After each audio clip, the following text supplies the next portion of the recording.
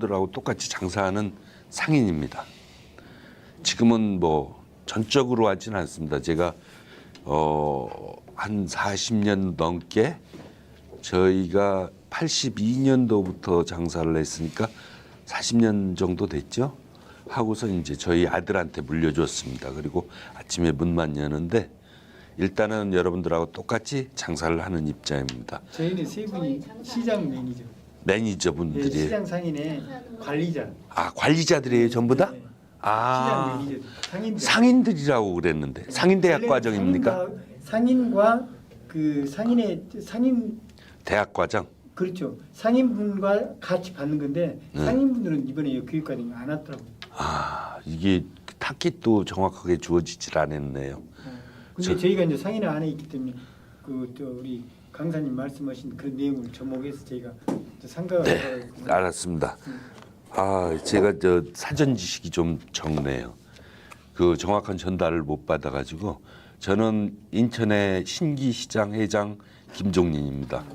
2002년도부터 회장을 했으니까 지금 한 20년 회장 역할을 하고 있습니다.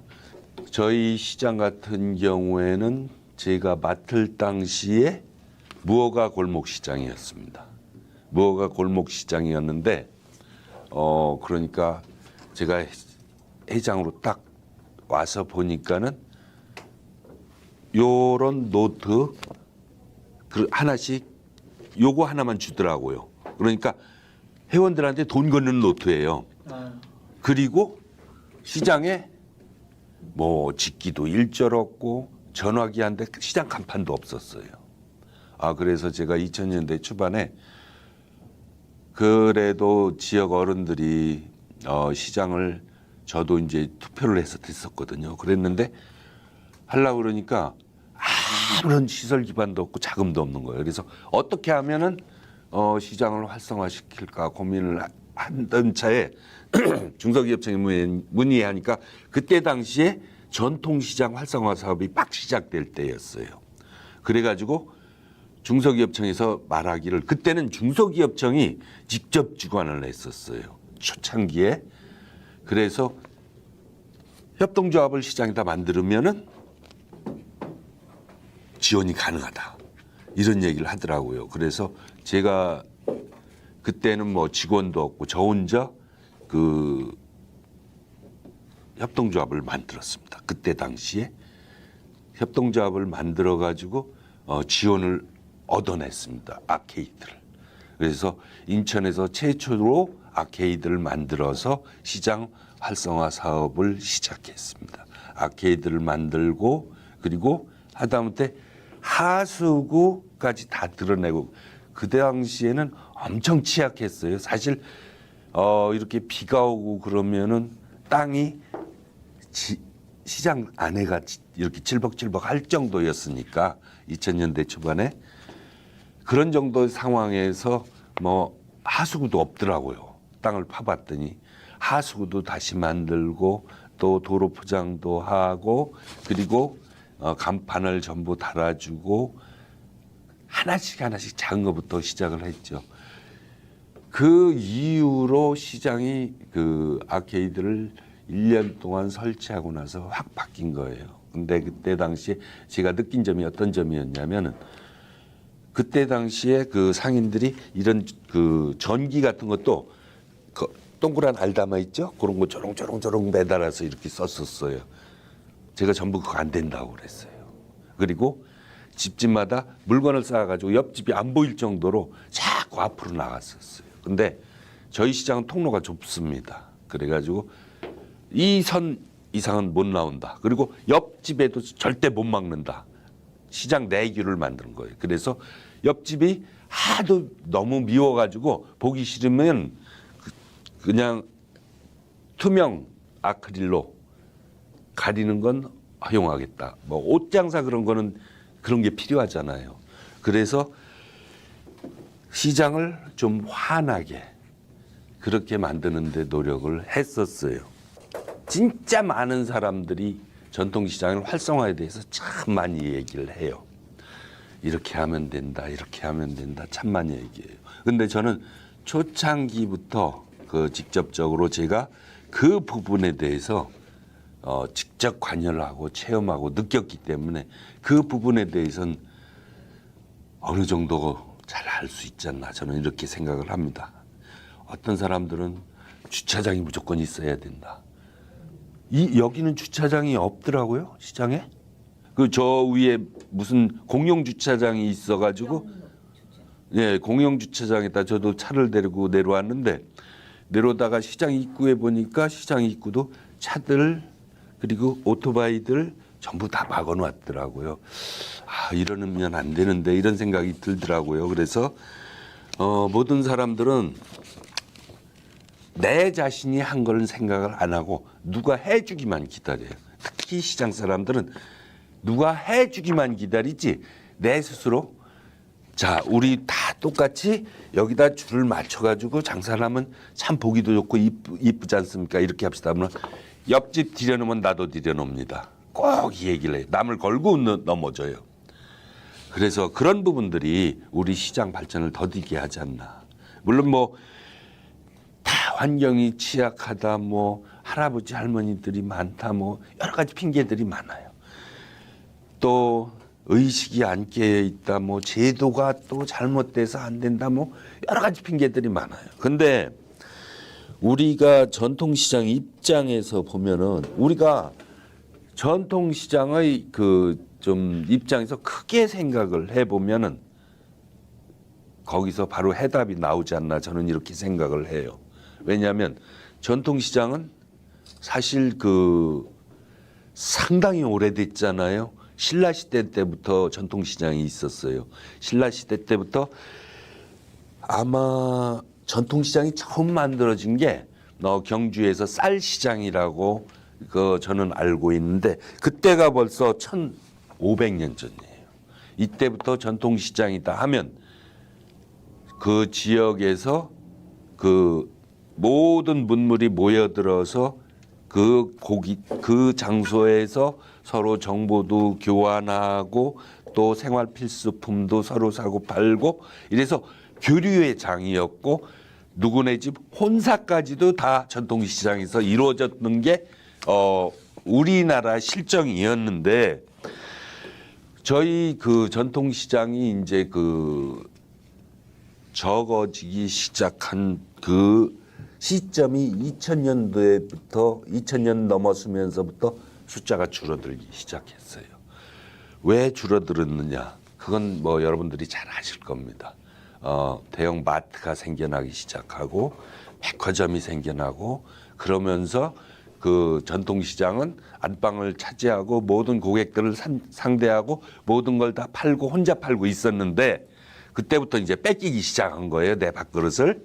그래서 그때부터 뺏기기 시작해가지고 2000년대쯤에는 아마도 거의 2000년대 중반 들어서면서부터 절반이 전통시장이 없어졌어요.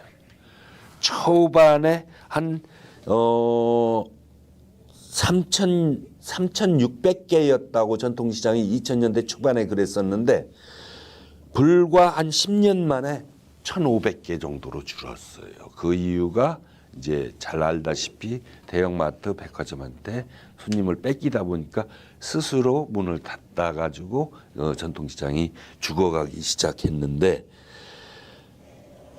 그 이후로 우리는 그 대비를 해야 되는데 대비를 못했어요. 일본 같은 경우에는 사전에 대비를 했어요. 지방자치법을 제정해서 대형마트가 들어오려면은 도심에서 몇 킬로까지 떨어져라. 그리고 하루에 5일만 아니 일주일에 5일만 팔아라. 또 뭐 상당히 여러 가지 제한을 두어서 벌써 그 2000년대 초반에 그 전통시장을 보호하기 시작을 했었어요. 근데 우리나라는 그걸 안 한 거예요. 그걸 안 하고 전통시장을 활성화한다는 명목하에서 겨우 했던 부분이 법을 제정을 하고선 그 전통시장 활성화를 시작을 해야 되는데 법은 그때 손을 이미 그때 2000년대 초반에는 국제통상법이 발효가 돼가지고 손을 못 댄 거예요. 법을 손을 못 대고 서로가 여야가 서로가 밀어가면서 그걸 국제통상법에 위배되는 일을 못했어요. 그러다 보니까 법을 제정 못하고 시장에서 앙앙거리고 올 때마다 아케이트 지원해주고 시장에 아케이트 지원해준다, 주차장 만들어준다. 그렇게 거쳐서 지금까지 지내온 거예요. 아직도 전통시장 보호법이 발효가 못 되고 국회에 계류돼 있어요. 상인들의 역할도 필요하겠지만 그 몰아가는 전체적인 분위기가 우리가 그 원했던 분위기가 아닌 쪽으로 계속 몰아갔던 거예요. 이렇듯 처음에는 그 어느 정도 의욕을 갖고 소상공인진흥공단, 지금의 소상공인진흥공단이 센터라는 이름으로 이제 서울역 앞에 조그맣게 만들었었어요. 2000년대 초반에 그랬었는데 그 센터에서 지원해주는 힘이 오늘날에는 자꾸 그 힘이 많아지다 보니까 이제 공단까지도 발전을 해가지고 이 진흥공단까지 됐는데 그걸 하는 과정이 굉장히 어려웠어요. 근데 그 역할 자체도 지금은 그 우리가 상인들이 원하는 역할을 사실은 잘 못하고 있다고 저는 생각을 하고 있어요. 핵심 부분을 빼고 그 법을 제정해 놓고 그 법에 따라서 차근차근히 준비를 해야 되는데 일단 급한 그러니까 국회의원분들이 이렇게 말하기 좋게 우리가 전통시장 그분들 그러잖아요. 선거 때 되면 소상공인을 보호한다, 전통시장을 보호한다 이렇게 하면서 그 시장에 나와서 항상 유세를 시작하십니다. 근데 실질적인 법은 놔두고 입으로만 지원해주고 있어요. 그리고 적은 돈으로 뭐 아케이드를 해주고 주차장을 해주고 지금 뭐 이것저것 해주고 있는데 그거는 다리가 아픈데 그냥 먹기름만 발라주는 수준이에요. 실질적으로 이 다리가 아픈 다리를 수술해 주는 게 아니고 임시 처방만 하고 있어요. 그래가지고 저희 그 시장이 아직까지는 그 제대로 그 활성화법에 의한 효과를 못 보고 있지 않은가. 저는 이렇게 생각을 하고 있어요. 근데 거기에 더불어서 우리가 더 힘들어진 부분이 온라인이에요. 온라인이 활성화되면서 우리가 그 온라인 방법을 도저히 따라가질 못했어요. 2018년도인가 2018년도를 기점으로 해서 온라인 그 매출이 오프라인 매출을 앞서기 시작했어요. 그런데도 저희 그 전통시장은 거기에 머물러 있었어요. 그래서 온라인 매출에 따라가지를 못하고 거기에 매여가지고 바라보고만 있는 심정은 굉장히 힘들었는데 오늘날에 이제 뒤늦게 숫자가 너무 적어지니까 이제 온라인 지원을 시작을 했는데 사실상 지금의 지원이 뭐랄까 저희 시장 같은 경우는 스마트 시범 시장이에요. 근데 스마트 시범 시장이라는 그 자체가 극히 초보 단계를 지원해 주는 거예요. 지금 대형마트나 백화점 같은 경우에는 인재라는 인재를 다 뽑아가지고 첨단 기술력이라든가 장비를 통해서 그리고 모든 좋은 머리를 끌어다가 그걸 갖다가 지원을 해가지고 경쟁이 뛰어들었는데 저희는 전부 국민학교 수준의 경쟁을 가지고 지금 초등학교 수준의 경쟁을 가지고 그 전문가들하고 대항한다고 하고 있어요. 그 수준이 어디까지 추적할지는 모르겠어요. 저도 그 시범 시장을 해가면서 제가 직접 그 호스트가 돼가지고 판매도 하고는 있지만은 이 방법이 과연 어느 정도나 먹힐 것인가 이것에 대해서는 굉장히 의구심을 갖고 있어요. 실질적인 전문가들을 우리가 이길 수 있는가?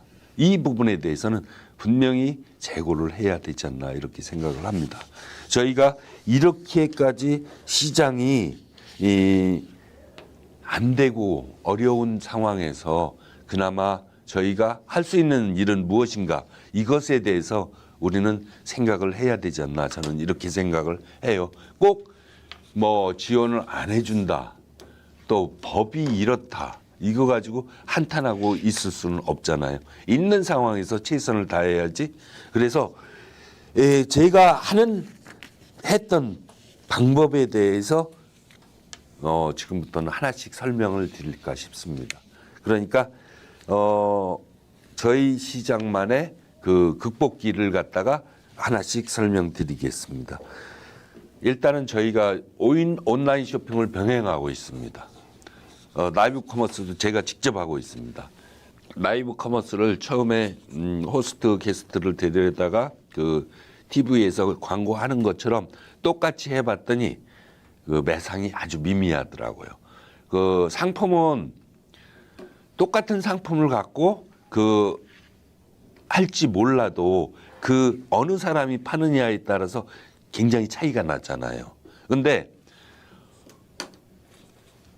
똑같이 그분들이 하는 방법을 가지고 똑같이 해보니까 그분들은 아주 전문가고 또 그 DP도 아주 우리보다 잘하고 그리고 방송 횟수도 많고 그리고 힘을 받을 수 있는 방송에다가 올린단 말이에요. 근데 저희는 금액이 딱 제한돼 있어요. 그러니까 잘 남들이 안 쓰고 아무나 올릴 수 있는 방송에다 올리게 되고 그리고 적은 금액으로 적은 횟수를 올리게 되니까 경쟁력에서 떨어지더라고요. 그래서 저희가 택한 방법은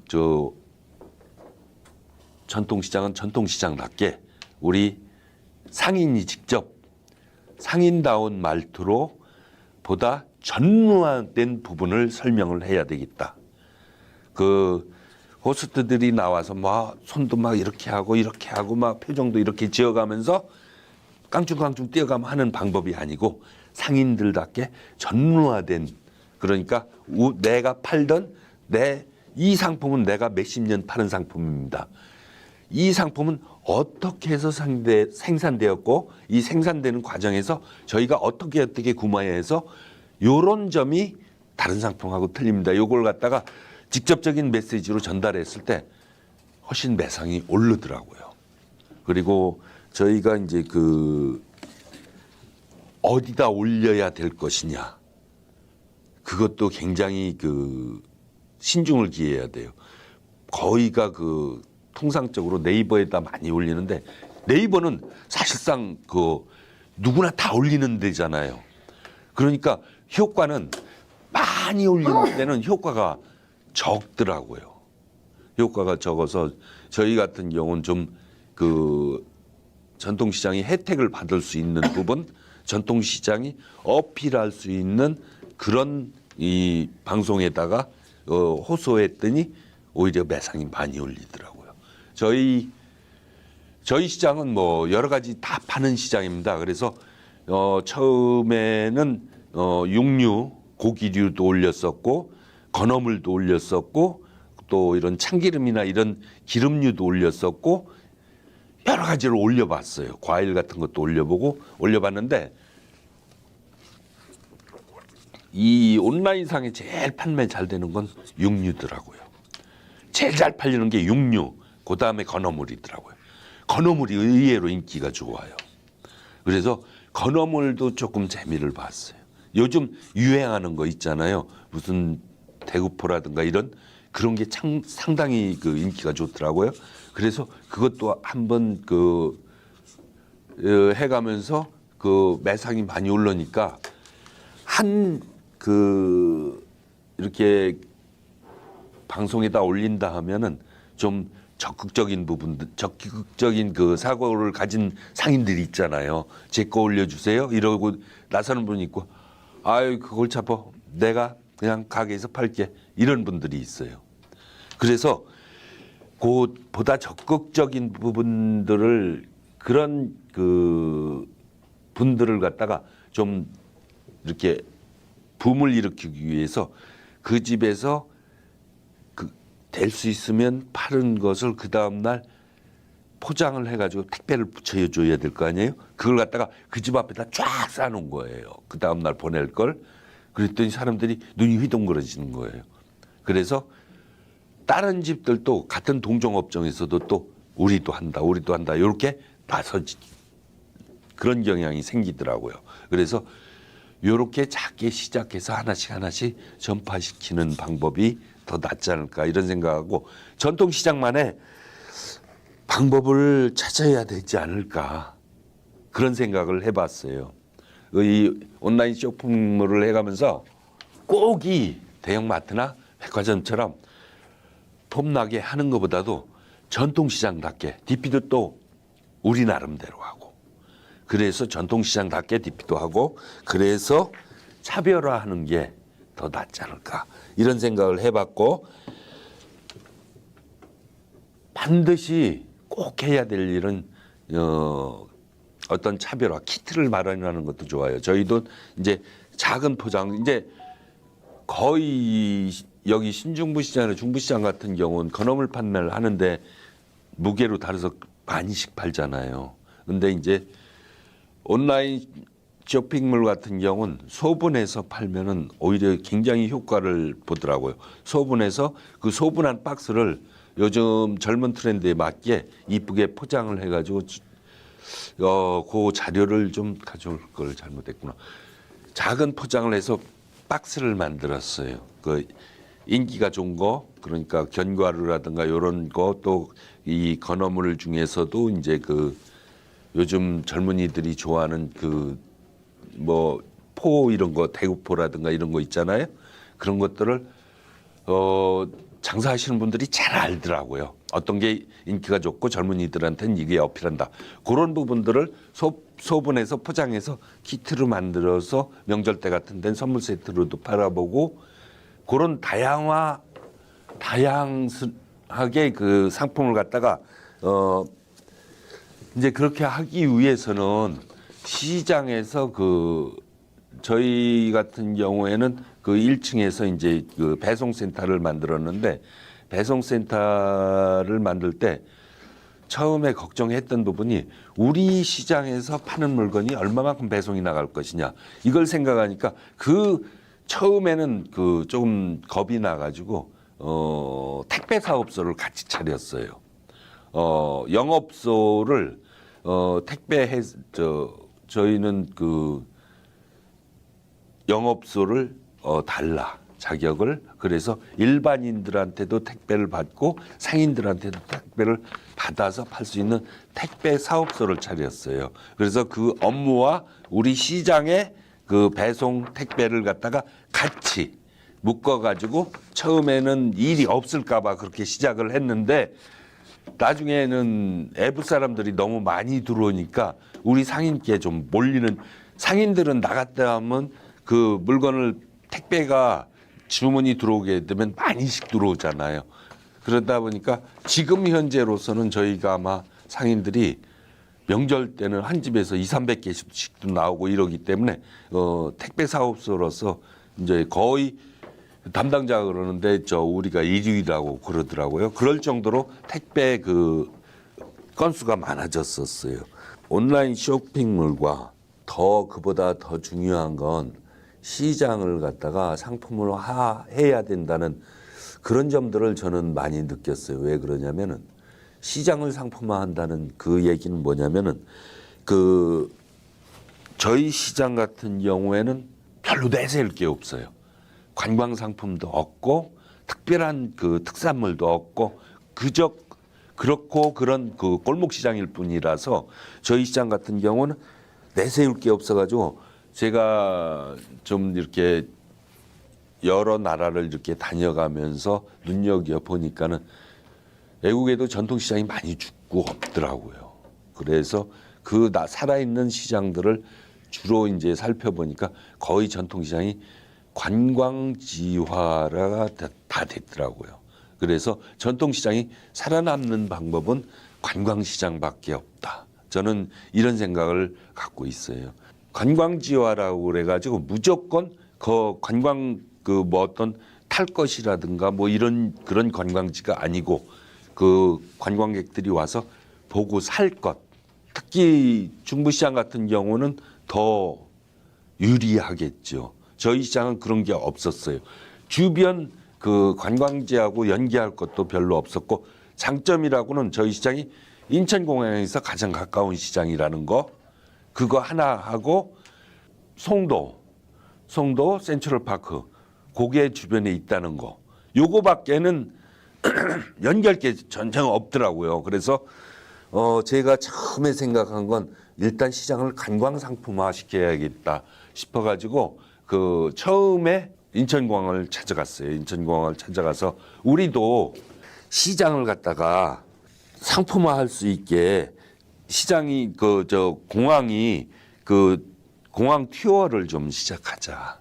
그러니까 전통시장을 넣어서 환승객을 그러니까 전에는 그 인천공항이 환승객이 생기면 그걸 갖다가 인천공항 자체에서 그냥 쉬었다가 갔었거든요. 근데 저희가 제안을 해가지고 환승 투어를 시작을 했었어요 그때. 그래가지고 송도 센트럴파크와 거쳐서 그 신기시장을 거쳐서 공항으로 다시 가는 2시간짜리 환승 투어를 처음에 제안을 했었어요. 그랬는데 그게 의외로 성과가 좋아가지고 지금은 그 환승 투어가 번창해서 다른 관광지하고 이제 연계돼서 더 발전을 했는데 저희가 처음으로 그걸 개발을 해서 그 공항 환승 투어를 처음에 시작을 해서 상품을 갖다가 이제 판매를 하기 시작했던 그런 부분들이 시장의 이름을 관광 상품화에 하는 게 유리하지 않나 저는 이렇게 생각해서 지금도 저희 시장은 관광시장으로서 유명을 해요. 오히려 그 전통시장이라기보다는 관광시장. 그래서 제가 시장 이름 가운데다가 문화관광이라는 이름을 일부러 넣었어요. 그 이후로는 신기 문화관광시장 이렇게 이름을 바꿔버렸어요. 그랬더니 여행사들이 이름 바꾼 거에 대해서 반응을 하더라고요. 관광시장이라는 이름에 대해서 그래서 관광객들을 보내주기 시작을 하더라고요. 그래 처음에 저희가 이제 환승 투어를 해가면서 느낀 점들은 환승 투어 하는 관광객들은 돈을 잘 안 쓰더라고요. 그래서 그 이유를 알아봤더니 환승 투어는 짐을 비행기에 놓고 몸만 내려서 왔다 가잖아요. 그러다 보니까 뭘 사서 들고 가려고를 안 해요. 그냥 호주머니 손 놓고 구경만 하고 가려고 그러는 거예요. 그래서 저는 환승 투어보다는 일반 관광객들을 갖다가 유도하기 시작을 했어요. 대만, 중국 관광객들 그리고 그쪽 여행사들을 접촉을 시작을 했어요. 그래서 제가 투어 상품이라든가 또 대만, 중국 같은 경우에는 우리나라에 관광객이 많이 오지만은 거의 관광객이 왔을 때 다니는 데가 뭐 제주도, 강원도 아니면 서울 무슨 궁 같은데 요런 데로 다 뺏기고 있는 그런 상황이기 때문에 근데 꼭 들어가야 될 분은 전통시장 코스가 꼭 들어가가. 우리도 그렇잖아요. 외국 가면 전통시장 꼭 가잖아요. 전통시장 가면은 그 나라 사람들이 뭘 먹고 사는지 또 어떤 생활을 하는지 금방 알 수가 있잖아요. 느끼고. 그래서 저는 어느 관광공사에서 무슨 코스 개발 뭐 전통시장 아니 그냥 서울 시티 투어다 그러면 전통시장 들리는 코스가 반드시 들어가요. 그러면 저는 불을 켜고 가서 우리 시장 넣어달라고 반드시 그걸 요구를 해요. 그래서 인천 시티 투어도 있어요. 거기에다도 신기시장을 넣어달라. 이렇게 요구를 해서 시장을 관광 상품화 시켰고 저희 같은 경우에는 그렇게 그 관광 상품화를 시키다 보니까 그 관광객들이 오면 어떤 때 이제 버스가 많이 오잖아요. 그러면 그걸 소화를 일단은 받아들일 수 있는 소화력이 있어야 돼요. 소화력은 뭐냐면 그 관광객들이 만일 5차, 6차 왔을 때 들어왔을 때 조직적으로 어느 동선으로 어떻게 유도를 해가지고 어떻게 상품을 사도록 유도를 할 것인가 이런 그 미리 코스를 정해놓고 그런 쪽으로 유도를 해야지 그냥 자기네가 왔다 가면은 별 소득이 적어요. 그래서 그러기 위해서는 상인의 조직을 활성화해야 되겠다. 그래서 조직력을 활성화해야만이 우리 시장이 살아남는 데 도움이 된다. 그래서 저는 조직을 많이 만들었어요. 그게 무슨 부녀회도 만들고 청년회도 만들고 또 저희 같은 경우는 뭐 야구단도 있고 또 뭐 청년회도 있고 또 청년회 그리고 또 의용소방대도 있고 다 인위적으로 만들어 가지고 활동을 하도록 그래야 이런 교육 참석이라든가 아니면 어떤 시장에서 무슨 활동을 한다고 할 때 단체 위주로 과제를 주었어요. 경쟁적으로. 예를 들어서 청년회는 한 달에 한 번씩 시장 바닥 청소, 또 의용소방대는 소독 1년에 한 번씩, 아니 한 달에 한 번씩 이런 식으로 딱딱 맡겨준 거예요. 그리고 이번 행사는 부녀회가 맡는다. 이런 식으로 딱딱 그 단체한테 과제를 주니까 이 단체들이 경쟁적으로 뭉치더라고요. 그렇죠? 여기서 자율적으로 해라 했을 때는 움직이질 않아요. 근데 경쟁적으로 움직이는 거예요. 예를 들어서 의용소방대 어디나 있잖아요. 근데 시장에 의용소방대가 만들어지니까 시장의 가장 큰 취약점이 뭡니까? 화재에 대한 무방비, 위생, 깨끗지 않다는 거. 일반 고객들이 왜 전통시장을 안 가냐 물어보면 거의가 지저분해서 안 간다고 그래요. 그래서 지저분해서 안 간다? 그러면 지저분하지 않으려면 어떻게 해야 되느냐? 위생시설을 깨끗이 해야 되겠죠? 말로만 위생시설을 깨끗이 해야 되는 게 아니에요. 저는 가장 큰 위생사업은 일단 해충이 없어야 된다 이렇게 생각을 했어요. 요즘 도심에서 고양이가 쥐가 아니면 파리 모기가 많잖아요. 냄새가 나고. 그래서 일단 세스코를 최초로 도입을 했어요. 저희가. 그래서 단체 가입을 시키는 거예요. 싸게. 그런데 그게 나중에 가입을 안 하신 분들이 후회할 수 있게 재가입을 잘 안 시켜주는 거예요. 한번 그 할인된 가격으로 그 책정을 대게 되면 다시 옆집 깨끗해지거든, 바퀴벌레 하나 안 나오거든, 냄새가 안 나거든. 이러니까 우리도 넣어줘. 넣어. 시간이 안 돼. 먼저 안 한다고 그랬잖아. 1년 기다려. 이런 식으로 해가지고 좀 개인 가입하면 비싸니까 단체 가입인 엄청 싸거든요. 그래서 그 가입을 유도를 해가지고 세스코를 전원 그 장착을 하도록 했어요. 그랬더니 시장이 진짜 깨끗해졌어요. 냄새가 안 나요. 일단 왜냐하면 한 달에 한 번씩 소독하지 그리고 한 달에 한 번씩 청년에서 바닥을 물로 다 씻어요. 브러쉬로 밀어가지고. 그러니까 시장이 깨끗할 수밖에 없죠. 냄새가 안 나죠. 그렇게 되다 보니까 깨끗한 시장이라는 이미지는 가졌어요. 그랬는데 안전한 시장? 저희는 시장 자체적으로 꼬마 소방차를 만들었어요.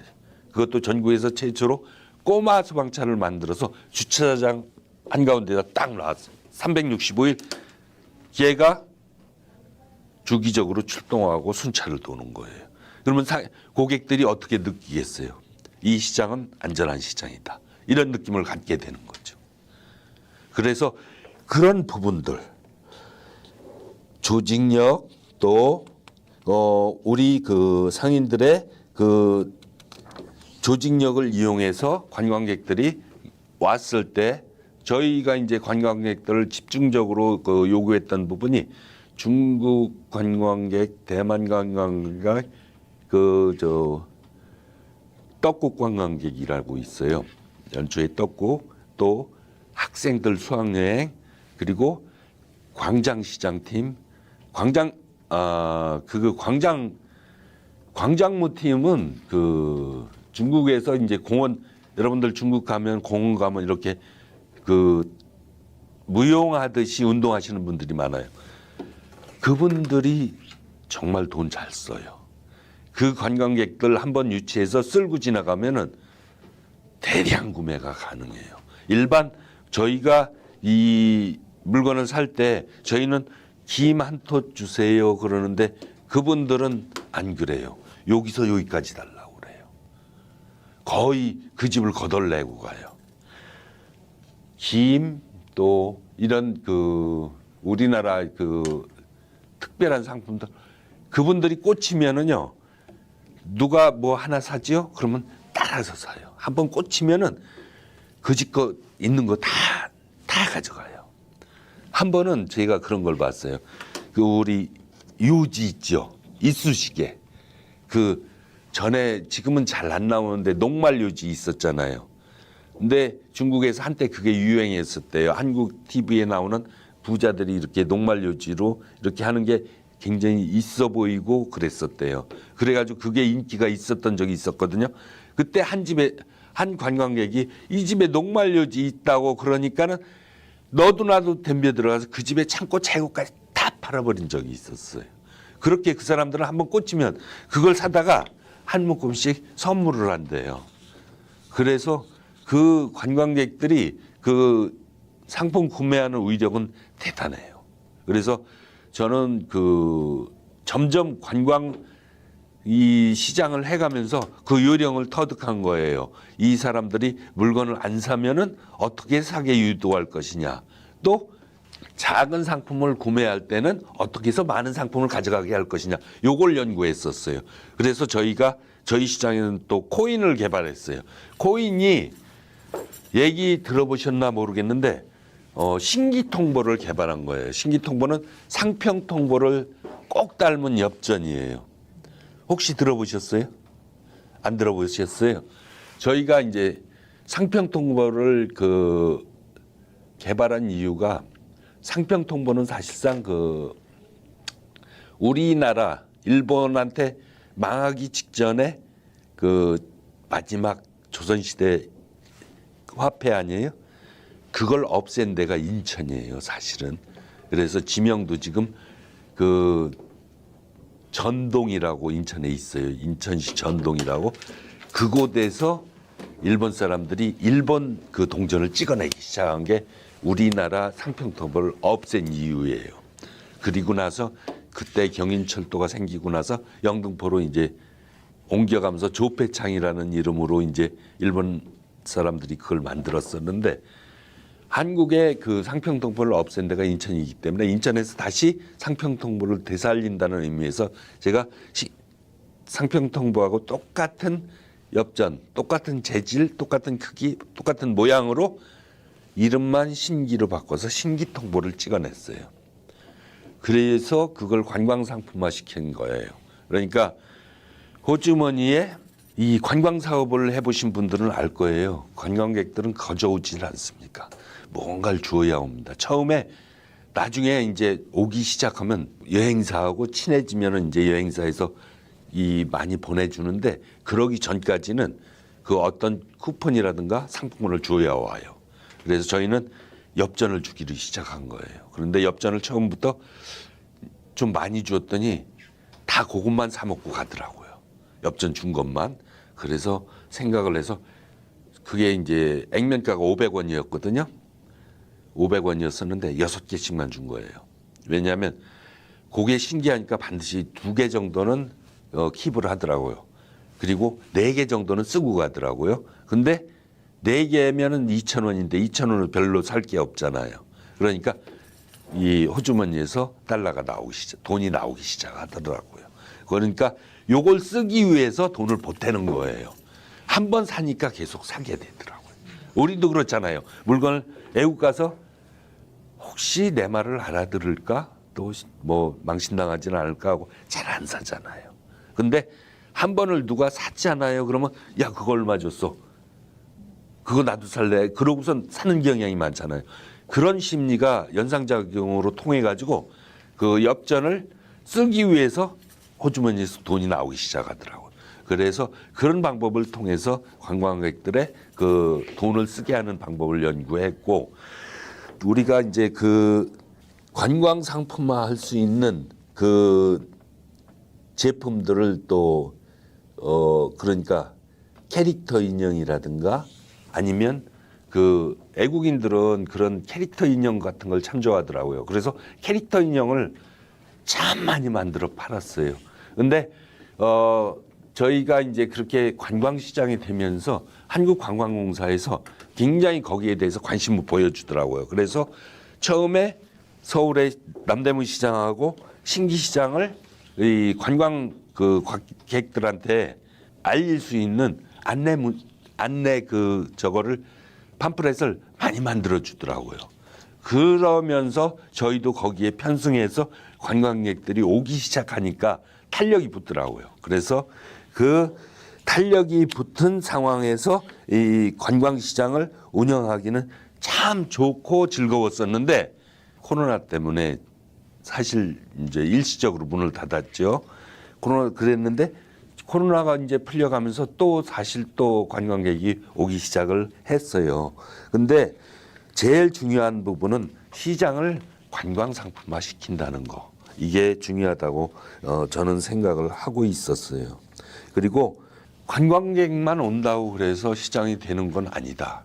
그래서 저는 옛날에 전통시장이 이 지역사회에서 어떤 기능을 했던가를 다시 한번 생각을 해본 거예요. 옛날엔 그 지역 주민들이 모여서 소통하는 게 시장이었잖아요. 그래서 저는 될 수 있으면 시장에다 모든 기능을 다 넣고 싶었어요. 그래서 우체국도 유치하고 될 수 있으면, 그리고 택배하는 택배 사업소도 그런 연유에서 상인들이 기왕이면은 아니 고객들이 일반 시민들이 그쪽에 와서 모든 업무를 볼 수 있게 그런 기능들을 시장에다 하나씩 넣기 시작한 거예요. 그래서 우체국을 유치한다든가 택배 기능, 그리고 민원 서류 발급기라든가 이런 거, 뭐 축산물 판매장이라든가 쉼터, 온라인 기능이 있는 쉼터라든가 이런 부분들을 갖다가 신경을 쓰기 시작한 거죠. 그러니까 시장에 가면 뭐든지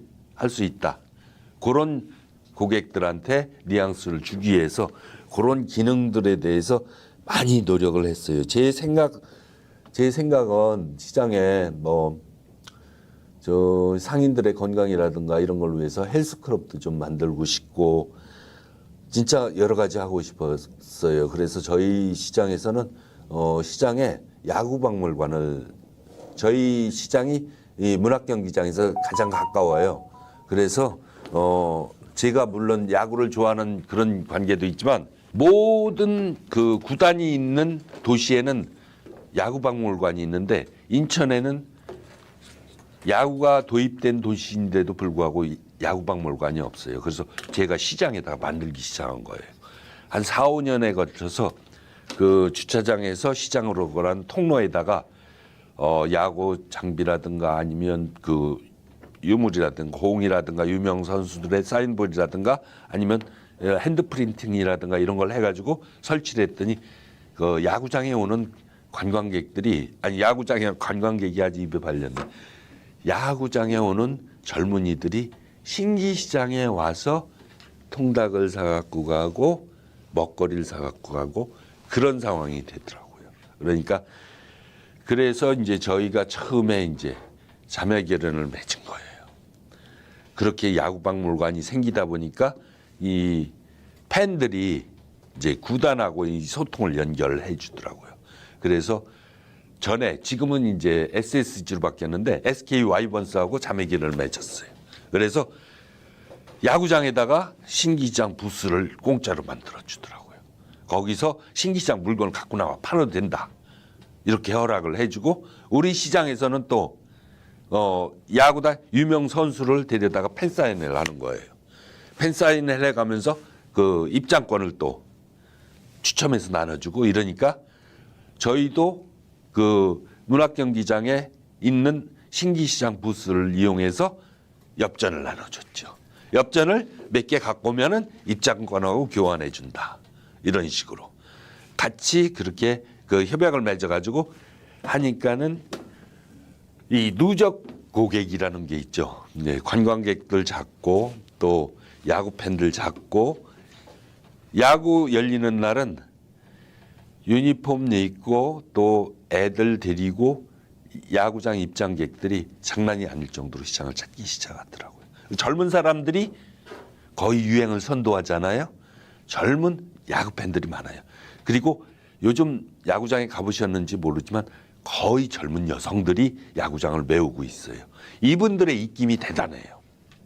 신기시장에 가면 야구박물관도 있고 거길서 먹거리를 사고 가면 야구장보다 거의 절반 값이더라. 왜냐하면 야구장에는 통닭 한 마리도 엄청 비싸요. 야구장에서 한 마리 살 정도면 시장에서 두 마리를 사갖고 갈 수 있어요. 원래 시장 음식이 그렇잖아요. 그렇기 때문에 그게 그 팬들이 입으로 전부 홍보를 해주는 거예요. 이제 그런 얘기들을 해요. 왜 신기시장만 지원해 주냐고 그러는데 가만히 있으면 절대 지원 안 해줘요. 뭐든지 하려고 움직여야 지원을 해주지. 그리고 정확한 타당성을 내세워야 돼요. 제가 그 타당성을 내세운 게 처음에 야구박물관을 만들 때는 인천은 야구가 도입된 도시다.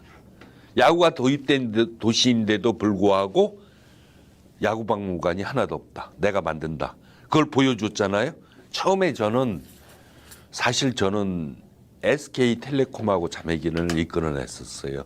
그래서 그러니까 제가 그 일반 회사들하고 자매결연을 많이 맺었어요. 저희가 한 40개 업체하고 맺었어요.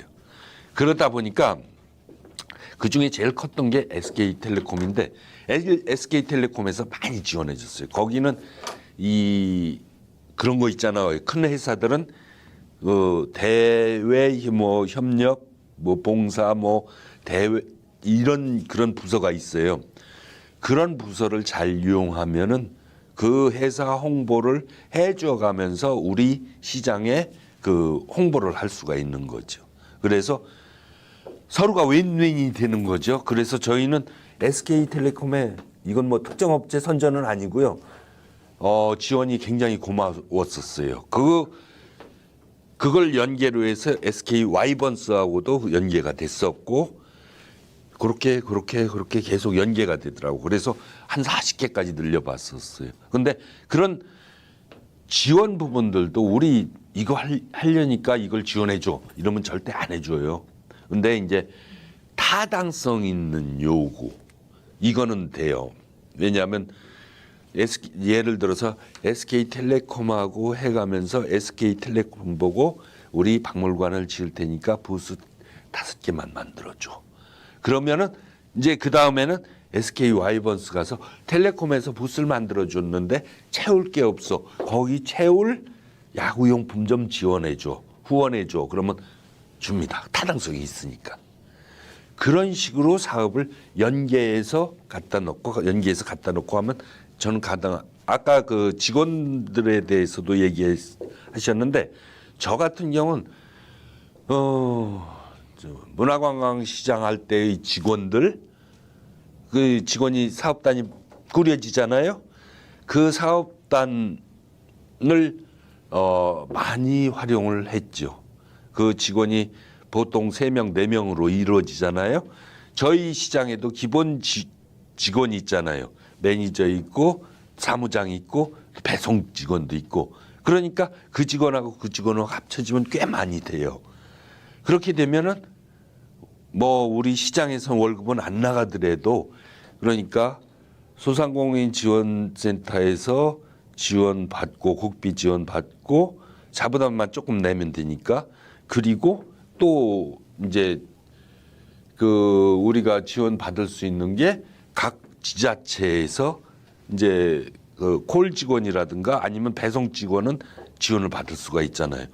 어느 도시나 그건 다 해주는 거로 알고 있어요. 그런 직원들 플러스 직원들을 하면은 그 인원이 되더라고요. 저희 시장에서 직접 나가는 임금은 우리 사무장밖에 없어요. 나머지는 다 외부에서 끌어다가 월급을 주는 거예요. 그렇게 해서 일을 해왔고 또 앞으로도 그렇게 할 겁니다. 저희는 뭐 어차피 전통시장에서 월급 줄 능력은 없잖아요. 그런데 사무직은 하나 당연히 줘야죠. 그러면 그 사무직 직원을 좀 저 같은 경우는 저희 사무장이 좀 나이 드신 여자분인데 올해 경력을 쌓다 보니까는 그런 그 유관기관, 행정기관과의 그 유대관계라든가 이런 걸 참 잘해요. 그래서 저는 나이가 어린 직원보다는 나이 드신 분들을 좀 선호해요. 유두리가 많아요. 이렇게 서로 친화력도 좋고 그런 게 좋더라고요. 근데 우리 그 사업단을 거쳐간 사업단장이라든가 직원들이 또 신기시장을 홍보를 해 주시더라고요.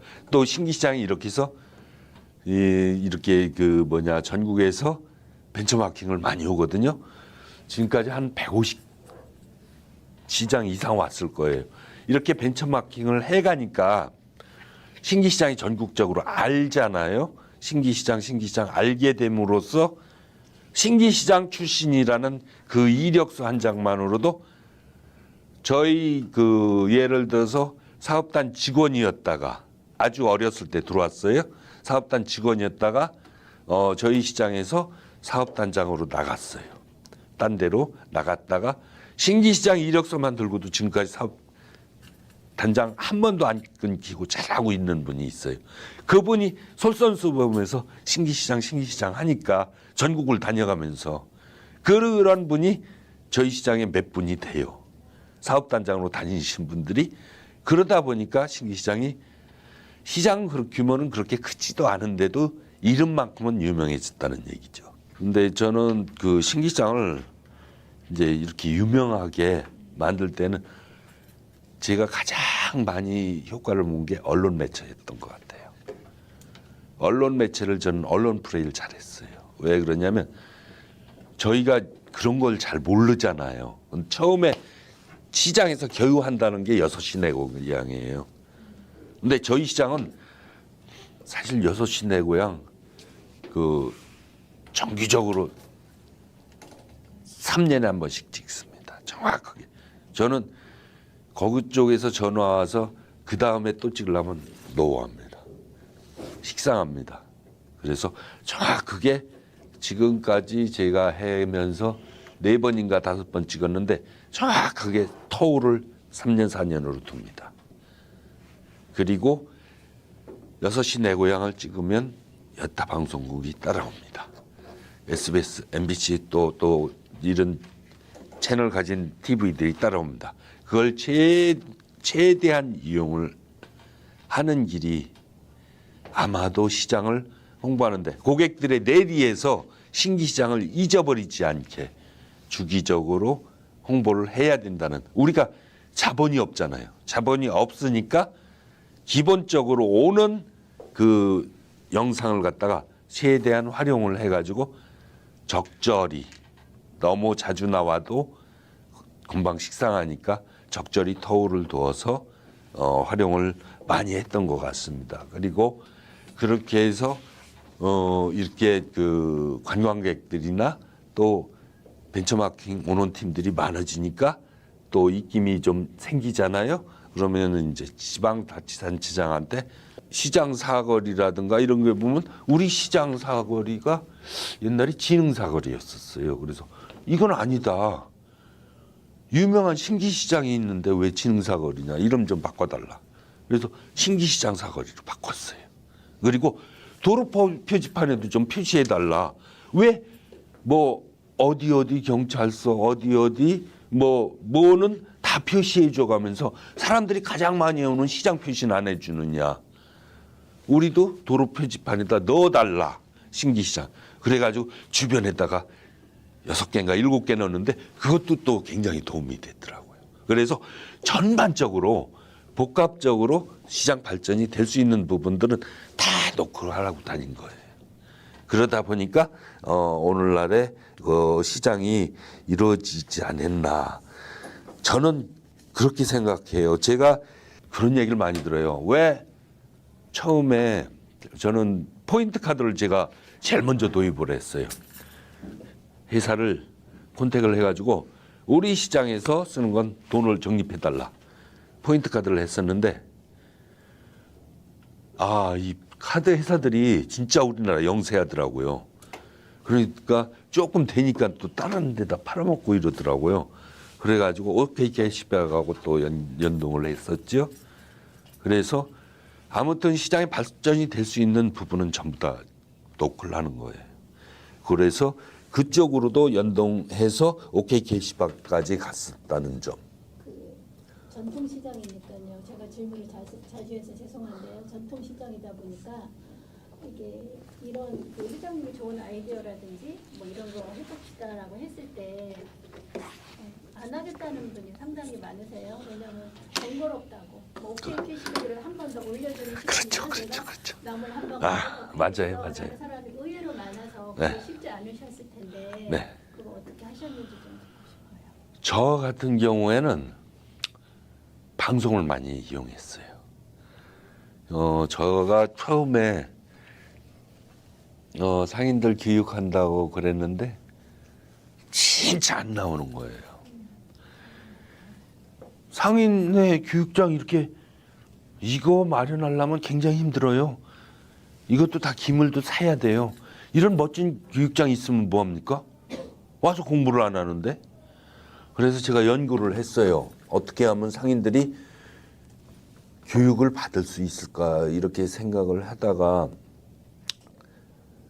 상인들의 의식을 너무 한꺼번에 끌어올리지 말고 단계적으로 끌어올려 보자 그런 생각을 했었어요. 그 단계적이라는 게 뭐냐? 그때 당시에는 처음에 그 테이프 있죠. 이렇게 테이프 이렇게 돌아가서 소리가 나오는 거 카세트 테이프에다 탁 넣는 거 거기다가 그 대학 교수가 아니고 교수분이 그 목소리로 그 녹음을 해가지고 어떻게 해야 시장이 잘 되는가 그런 부분들을 녹음을 한 거예요. 처음에 상인들한테 자 손님이 오셨으면 인사합시다. 안녕하세요. 고객님 뭘 찾으십니까? 자 얼마 받았습니다. 얼마 거슬러 드리겠습니까? 이거를 쭉 말 그대로 녹음을 해가지고 매일 아침에 물건 틀 때 똑같은 걸 계속 틀어주는 거예요.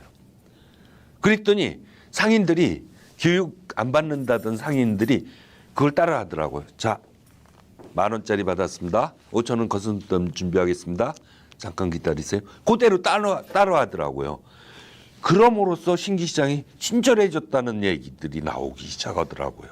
그거 한 2년을 그렇게 계속 했었어요. 그러니까 거의 상인들이 다 줄줄줄줄 다 따라하는 거예요. 그때가 2005년, 2006년도였을 거예요. 그렇게 하다가 제가 상인대학을 열었어요. 그랬더니 많이 참석하더라고요. 저녁에 딴 데도 아니고 그때는 우리 이렇게 교육장 없었어요. 지금은 교육장도 있고 뭐 주차장도 있고 있는 거 다 있는데 그때 당시에는 그런 것도 없었어요. 교육할 데가 없어가지고 새마을 금고 지하실을 빌려가지고 한 거예요. 근처에 있는. 어쩔 수 없었어요. 그때는. 그런데도 상인들의 거의 한 30%에서 40%가 참가를 했어요. 각 집당. 그러니까 많은 인원이. 저희는 상인대학 지금 3번 했어요. 3번 했는데 저희 상인대학 해가면서 거의 한 40% 정도씩 30%에서 40% 정도 상인들이 참여해서 다 끝냈어요. 그 상인대학을 하면 아니면 교육을 받으면 거기에 대한 메리트를 줘야죠. 메리트 한 가지는 신기통보예요. 신기통보를 많이 활용했어요. 저희는 그 신기통보를 활용할 수 있는 길을 여러 가지로 주는 거예요. 그런데 그 신기통보도 나중에는 주변 그 상가들도 이용하더라고요. 복덕방에서 들어오는 사람한테 기념품으로 그 신기통보를 나눠주고 있는 거예요. 그리고 은행에서 그 명절이면 고객들한테 두세 개 붙여가지고 고객 감사 이벤트 해가지고 신기통보 2개를 이렇게 붙여가지고 감사합니다. 올해는 이렇게 복 받으세요 하고서 신기통보를 붙여주고 이렇게 주변에서도 그걸 활용을 하는 거예요. 이 서울의 통인시장도 그걸 몇 아, 통인시장은 코인이죠. 아, 코인이에요? 네. 네, 거기는 완전 노란 코인인데 저희 거는 완전히 옛날 상평통보에 똑같이 만들었어요. 쇳덩어리 그거예요? 예, 쇠로. 가운데 붕 뚫리고. 예, 예. 똑같은 재질. 한자를 이렇게 딱 표시해서 있는 거예요? 만드는 비용도 들잖아요. 그렇죠. 그거 어떻게 비쌀 텐데 만들면. 타당성 있는 걸 요구하면 들어준다고 그랬잖아요. 그래서 저는 처음에 이거 만들 때 진흥공단한테 만들어 달라. 그렇게 요구했다가 나중에는 이제 이게 소모품이니까 자꾸 없어지잖아요. 그러죠. 관광공사에서 알아서 지원을 해주더라고요. 굉장히 관광객들의 인기가 좋아요. 그래서 관광공사에서 그 정기적으로 후원을 해주더라고요. 그래서 타당성 있는 요구는 그러니까 관공서나 거의 들어준다. 저는 이렇게 생각을 하고 있어요. 합리적이고 진짜로 시장이 발전할 수 있는, 그리고 한번 발전을 시켜 놓으면은 거기에 탄력이 붙잖아요. 이걸 지원해 주면 될 거다. 저 사람한테 지원해 주면 될 거다. 이게 거의 나오더라고요. 그래서 그렇게 하니까는 거의 지원도 가능하고 우리가 이 받는 혜택도 크고 그렇더라고요.